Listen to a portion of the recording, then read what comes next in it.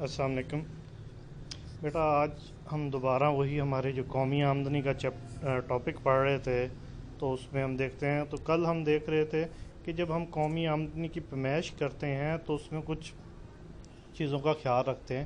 تو اس میں لاسٹ میں جو ہمارے پاس چیز ہے کہ بلا معاوضہ خدمات، کہ بلا معاوضہ خدمات بیٹا وہ خدمات جس کے عوض ہمیں کوئی چیز وصول نہیں ہوتی. مثال کے طور پہ بیٹا دیکھیں، ایک ٹیچر ہے، جب وہ کالج میں، اسکول میں یا کہیں پرائیویٹ پڑھاتا ہے تو اس کو باقاعدہ اس کا معاوضہ ملتا ہے. جبکہ یہی کام وہ اپنے بیٹے کو پڑھاتا ہے، کہ اپنے گھر میں اپنے بچوں کو پڑھاتا ہے، تو اس کے بدلے میں اس کو پیسے نہیں ملتے یا معاوضہ نہیں ملتا. حالانکہ کام تو وہی کر رہا ہے، لیکن کیا ہے، اس کے بدلے میں اس کو معاوضہ نہیں ملا. تو ایسی خدمات جس کے بدلے میں انہیں کوئی معاوضہ نہ ملے تو ان کو ہم بلا معاوضہ خدمات کہتے ہیں. اور قومی آمدنی میں جب ہم ان کو شامل نہیں کرتے. نیکسٹ ہمارا بیٹا ٹاپک ہے خالص قومی پیداوار NNP. تو NNP میں سب سے پہلے جو میں چیز آپ کو بتا، فرسودگی الاؤنس. فرسودگی الاؤنس کیا چیز ہے بیٹا؟ دیکھیں، ہم جب بھی کوئی مشینری چلتی ہے تو کیا ہوتا ہے، اس میں ٹوٹ پھوٹ کا شکار. مثال کے طور پر دیکھیں، آپ کے پاس اپنا موٹر سائیکل ہے، تو دیکھیں کہ اگر آپ اس پر خرچہ نہیں کرتے، مثال کے طور پر اس کی ٹیوننگ نہیں کرواتے، آئل نہیں چینج کرواتے، اور دوسرا کوئی مسئلہ آتا ہے ٹھیک نہیں کراتے، تو کیا ہوگا کہ کچھ دنوں کے بعد موٹر سائیکل بیکار ہو جائے گا. تو اب اس کو رننگ کنڈیشن میں رکھنے کے لیے ہمیں کیا کرنا پڑتا ہے؟ ہمیں جناب سے اس پر کیا ہے، خرچہ کرنا پڑتا ہے. کبھی آئل چینج کرتے ہیں، ٹیوننگ کرواتے ہیں، فلٹر چینج کر لیتے ہیں، اور چھوٹا موٹا جو بھی چیز خراب ہوتی ہے وہ ساتھ کے ساتھ ٹھیک کرواتے رہتے ہیں. اس کس وجہ سے؟ تاکہ ہمارا موٹر سائیکل رنے. تو یہ وہ اخراجات ہیں جن کو ہم فرسودگی کے الاؤنس کہتے ہیں، جو کہ اثاثے کو اپنی چالو حالت میں رکھنے کے لیے ہمیں ہر سال کرنے پڑتے ہیں. تو ان کو ہم کیا فرسودگی کے الاؤنس کہتے ہیں. تو خالص قومی پیداوار کیا ہے کہ اگر خام قومی پیداوار میں سے فرسودگی کے الاؤنس، تو آپ دیکھیں نیچے اس کا فارمولا باقاعدہ لکھا ہوا ہے، NNP equal to GNP minus depreciation allowances. یعنی فرسودگی کہ خام قومی پیداوار میں سے اگر فرسودگی کے الاؤنس کو نکال دیا جائے تو آپ کے پاس خالص قومی پیداوار رہ جاتی ہے. اس کے بعد ہے خام ملکی پیداوار. خام ملکی پیداوار کیا ہے؟ گراس ڈومیسٹک پروڈکشن یا GDP. تو GDP سے مراد بیٹا کیا ہے؟ کسی ملک کی جغرافیائی حدود میں پیدا ہونے والی پیداوار کو خام ملکی پیداوار کہتے ہیں. مثال کے طور پر بیٹا دیکھیں، ہم خام ملکی پیداوار میں پاکستان کا جو حدود عرب ہے، جس میں ہمارے پاس پنجاب ہے، بلوچستان ہے، سندھ ہے، خیبر پختونخوا ہے، آزاد کشمیر ہے، گلگت بلتستان ہے، اور شمالی علاقہ جات وغیرہ جو بھی ایریا، اس حدود میں جتنی بھی ایک سال میں اشیاء اور خدمات پیدا ہوں گی، ان کی جو بازاری مالیت ہوگی اس کو ہم کیا خام قومی پیداوار کہیں گے. اس میں ایک بات قابل ذکر ہے کہ یہاں پر صرف تکمیل شدہ، یعنی وہ چیزیں جو استعمال کے قابل ہوتے ہیں ان کو شامل کریں گے، خام مال یا نیم تیار شدہ چیزوں کو شامل نہیں کریں گے. اس کی وجہ کیا ہے؟ اس کی وجہ وہی بیٹا کہ اگر آپ خام مال یا نیم تیار شدہ اشیاء کو شامل کریں گے تو کیا ہوگا، ہمیں ایک سے زیادہ دوہری گنتی کا خدشہ ہو جائے گا، اور جس کی وجہ سے ہمارا جو جواب آئے گا وہ کیا ہے، صحیح نہیں آئے گا. اس میں ہمارے پاس کیونکہ جب تک ہمیں اس کی بنیادی وجہ یہ ہے کہ GDP ہمیں پتہ لگے گا تو اسی کے حساب سے ہم کیا کرتے ہیں، اپنے اخراجات کا تعین کرتے ہیں. اگر آپ کو اندازہ ہی غلط ہے کہ آپ کی آمدنی زیادہ ہے، آپ اخراجات زیادہ بنا لیتے ہیں، لیکن بعد میں پتہ لگتا ہے آمدنی کم ہے، خرچے زیادہ ہو گئے، تو اخراجات زیادہ ہے، تو پھر ہمیں قرضہ لینا پڑتا ہے اور بہت سارے مسائل کا. تو اور دوسرا، موجودہ سال میں جو چیز ہے اسی کی خرید و فروخت کو شامل کیا جائے گا، نہ کہ سابقہ یا اس سے اگلے سال کو شامل کیا جائے گا. تو اس کا بیٹا دیکھ لیں، ہمارے پاس فارمولا نیچے لکھا ہوا ہے کہ GDP is equal to GNP minus NFI. یعنی NFI سے مراد کہ بیرونی، اگر ہم خالص قومی پیداوار سے خام قومی پیداوار سے بیرونی ذرائع سے حاصل کردہ آمدنی کو نکال دیں گے تو باقی ہمارے پاس کیا ہے، خام قومی پیداوار بچ جائے گی. تو اس سے ہمیں کیا ہوگا بیٹا، ہمارے پاس کیا اس طرح خام قومی پیداوار ہمیں حاصل ہو جائے گی. اور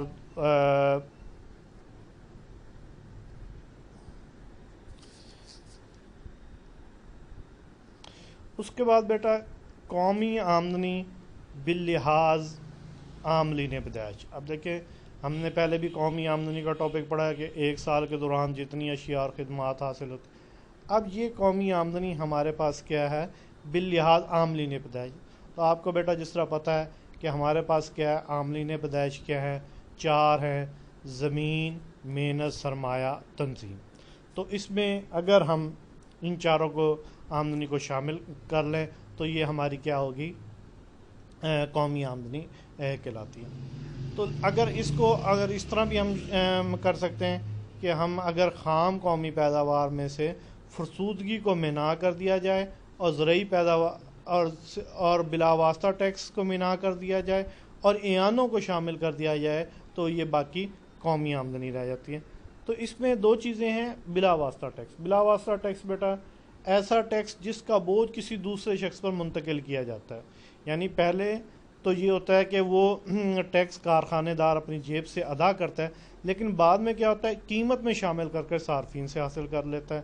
آپ دیکھیں اکثر آپ جب چیزیں لیتے ہیں تو اس پہ لکھا ہوتا ہے ریٹیل پرائس، مثال کے طور پہ 100 روپے، نیچے لکھا ہوتا ہے سیل ٹیکس 16 روپے یا 17 روپے، اور اس کے نیچے لکھا ہوتا ہے کل قیمت.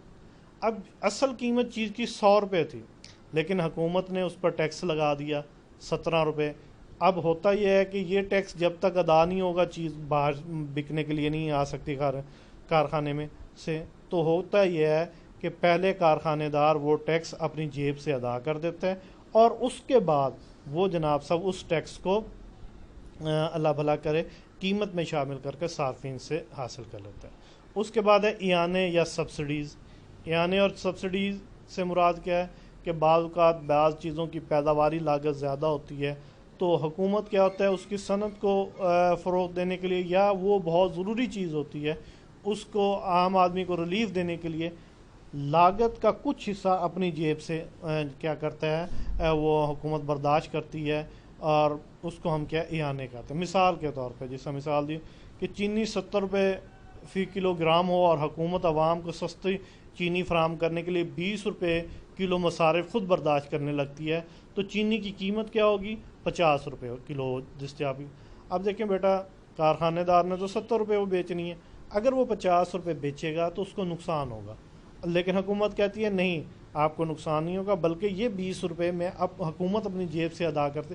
اب کارخانے دار کو تو کیا ہوا؟ 70 روپے پورے ملے، اور جبکہ عام صارفین کو کیا ہوا؟ 50 روپے کی چیز ملی جس سے اس کو چیز سستی ملی. تو اب اس صورت میں کیا ہوگا کہ وہ جناب صاحب عوام کو بھی فائدہ ہوتا ہے اور کارخانے دار کو بھی اس کا فائدہ ہوتا ہے. اس کو ہم اعانے یا سبسڈیز کا نام دیتے ہیں. اس کے بعد ہے شخصی آمدنی. شخصی آمدنی سے مراد بیٹا ایک شخص کی آمدنی، کہ ایک شخص ایک سال میں اپنی انفرادی طور پر سال میں جو آمدنی وصول کرتا ہے. اب اس کی آمدنی کیا ہے؟ 2 طرح ہو سکتی ہے. نمبر 1 کہ وہ خود کماتا ہے، اور نمبر 2 اس کی کوئی جائیداد ہے، کوئی مکان ہے، کوئی زرعی رقبہ ہے، اس سے جو اسے آمدنی ہوتی ہے اس کو جو وہ جمع کر لیتا ہے.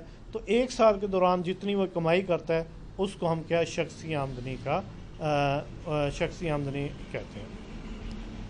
تو شخصی آمدنی میں بیٹا آپ کے کچھ چیزیں شامل ہوتی ہیں. مثال کے طور پہ انتقال ادائیگیاں.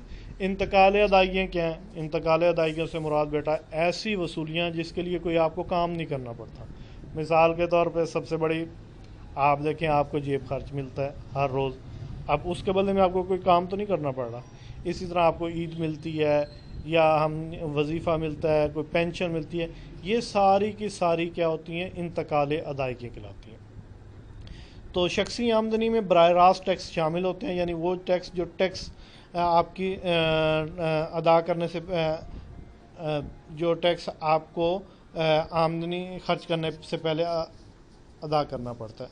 اسی طرح مشترکہ سرمایہ کی کمپنی کے ایسے منافع جات جو حصے داروں میں تقسیم نہیں ہوتے قومی آمدنی میں تو شامل ہوتے ہیں لیکن آپ کی شخصی آمدنی میں شامل نہیں ہوتے. دوسرا کیا ہوتا ہے؟ کہ آجر اپنی ملازمین کی سماجی تحفظ کے لیے ان کی تنخواہوں میں ایک خاص شرح سے رقم کٹوتی کرتا ہے، تاکہ کیا ہو، ان کو یہ بعد میں ان کو فائدہ پہنچتا ہے کہ خدا نخواستہ اچانک موت کی صورت میں، بیماری کی صورت میں ان کے لواحقین کی مدد کی جاتی ہے۔ اس کو ہم کیا سوشل سیکورٹیز الاؤنس کہتے ہیں۔ تو اگر ہم فارمولے کی صورت میں دیکھیں تو پی آئی یعنی شخصی آمدنی کیا بنے گی؟ N I plus transfer payment minus انڈیویڈنٹ مائنس سوشل سیکورٹی الاؤنسز۔ اس کے بعد ہے قابل تصرف شخصی آمدنی۔ قابل تصرف شخصی آمدنی کیا ہے؟ بیٹا ٹیکسز کی دو قسمیں، ایک ہے براہ راست ٹیکس، ایک ہے بلا واسطہ ٹیکس۔ براہ راست ٹیکس کیا ہے؟ جو کسی پر آپ منتقل نہیں کرتے، یعنی کہ ڈائریکٹ ٹیکس، جس کی مثال ہمارے پاس انکم ٹیکس کی ہے، پراپرٹی ٹیکس ہے، کہ یہ جس شخص پر لگتا ہے اسی کو ہی ادا کرنا پڑتا ہے۔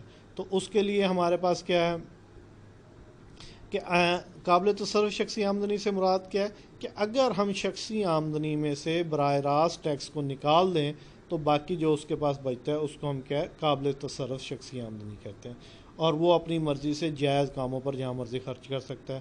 مثال کے طور پہ ہمارے ملک میں بیٹا کہ جس کی آمدنی 3 لاکھ سے زیادہ ہے اس پر کیا انکم ٹیکس ہے، اور جس طرح آمدنی بڑھتی جائے گی انکم ٹیکس کی شرح میں بھی اضافہ ہوتا جاتا ہے۔ تو اب جس طرح یہاں پہ آپ دیکھتے ہیں کہ ایک شخص کی تنخواہ 30,000 روپے ماہوار ہے اور اس پر کیا ہے 500 روپے انکم ٹیکس ہے، تو باقی اس کے پاس کیا ہے 29,500 بچتے ہیں۔ اس کو ہم کیا ہے قابل تصرف شخصی آمدنی کا نام دیتے ہیں۔ تو اس کا فارمولہ کیا ہے؟ ڈی پی آئی یعنی قابل تصرف شخصی آمدنی برابر ہے پی آئی سے مراد شخصی آمدنی مائنس ڈائریکٹ ٹیکس یعنی براہ راست ٹیکس نکال دیں۔ تو اب اس شخص کی مرضی ہے کہ اب اس آمدنی کو جہاں مرضی جائز کاموں پر وہ خرچ کر سکتا ہے۔ اگر ہم ٹیکس نہیں دیں گے تو ہمارے خلاف قانونی کارروائی ہو سکتی ہے کہ آپ نے یہ جائیداد بنائی، آپ نے یہ خرچے کیے، کہاں سے کیے، لیکن آپ ٹیکس نہیں دے رہے۔ تو اس لیے ہمیں کیا ہے جب ٹیکس ادا کر دیتے ہیں تو اس کے بعد ہمیں یہ پریشانی ختم۔ اس کے بعد ہے فیکس آمدنی۔ فیکس آمدنی کیا ہے کہ کسی ملک کی قومی آمدنی کو اس کی کل آبادی سے تقسیم کر دیا جائے تو اوسط فیکس آمدنی معلوم ہو جاتی ہے۔ جس طرح اس کے نیچے فارمولہ بیٹا لکھا ہوا ہے، فیکس آمدنی برابر ہے کل آمدنی بٹا کل آبادی کے۔ تو اب اس میں کیا ہے کام کرنے والے بھی شامل ہیں، نہ کریں۔ اب وجہ کیا ہے بیٹا؟ یہ ایک قسم کا ہمارے پاس اس سے ہمیں ایک اندازہ ہو جاتا ہے کہ فی کس ایک شخص کے حصے میں کتنی آمدنی آ رہی ہے۔ اگر آمدنی بڑھ رہی ہے، پہلے سے بڑھ رہی ہے یا اس کی مقدار زیادہ ہے تو ہم کہیں گے ملک میں خوشحالی ہے، اور اگر آمدنی کم ہو رہی ہے تو ہم کہیں گے فی کس آمدنی کم ہو رہی ہے تو ہم کہیں گے جی ملک میں خوشحالی نہیں بلکہ بدحالی کا۔ تو اس طرح بیٹا یہ ہمارا جو پہلا ٹاپک ہے کہ قومی آمدنی سے کیا مراد ہے، قومی آمدنی کے مختلف تصورات، وہ آج مکمل ہو گیا۔ اللہ حافظ۔